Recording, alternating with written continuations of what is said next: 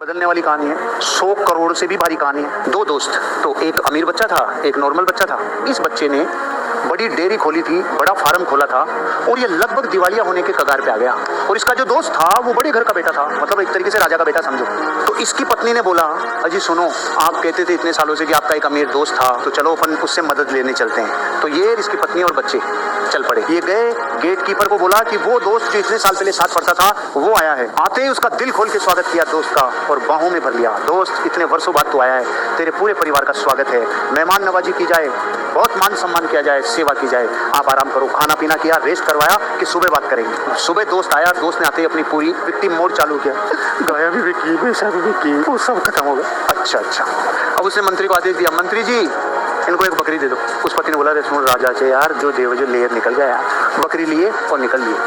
2-5 दिन 10 दिन दूध पिलाया, बच्चे पल गए। 5-10 दिन 20 दिन 15 दिन हो गए और बकरी, तो जैसे बकरी मरी तो एक दिन तो पति पत्नी एक दूसरे की तरफ नहीं देखे। साला इतना बड़ा राजा मेरे को बकरी देके भेजा था, दिमाग खराब है यार तू। लेकिन 3-4 दिन बाद जाग आ गए वापस कि चलो चलते हैं, अब की बार देखते हैं, अब की बार थोड़ा सही देना चाहिए। वो गया, वैसे ही स्वागत हुआ, रात को विश्राम हुआ और सुबह 10:15 बजे वापस बकरी भी मर गई। राजा ने बोला, चिंता मत करो, बिल्कुल भी कोई चिंता करने की जरूरत नहीं है, मंत्री जी बकरी दे दो। अब राजा का आदेश कोई टाल सकता है क्या? शांति से बकरी लेके 5 दिन दूध पिए, 10 दिन दूध पिए, 15 दिन दूध पिए बकरी।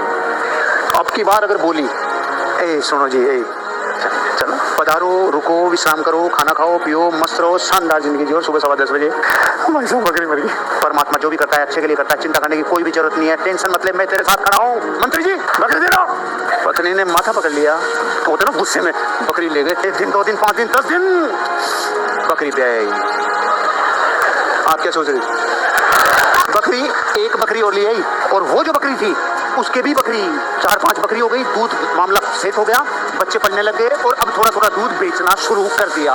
90% लोग इस टाइम भूल जाते हैं। जिसने बकरी दी थी उसकी पत्नी ने कहा, सुनो जी, आज जो भी हो रहा है, जितना भी हो रहा है, मेरे बच्चे पल रहे हैं, चलो धन्यवाद के क्या हैं कि सच्ची कि हाँ चलो चलते हैं। वही स्वागत, वही खाना पीना, वही रहना, महलों में आना और सुबह 10:15 बजे। लेकिन ये दोस्त, तूने मेरी मदद की मेरे जीवन में, जब मेरे बच्चों के लिए भी कुछ नहीं बचा था, तूने मेरी मदद की। मैं आज केवल शुक्रिया अदा करने आया हूँ। चिंता नहीं करो, परमात्मा सबका भला करता है। मंत्री जी 100 गायें दे दो और 5 गांव दे दो।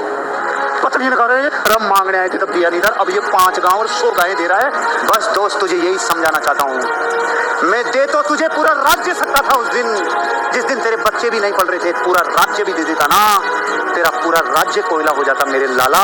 मैंने तुझे सिर्फ इसलिए बकरी दी थी क्योंकि तेरी बकरी मर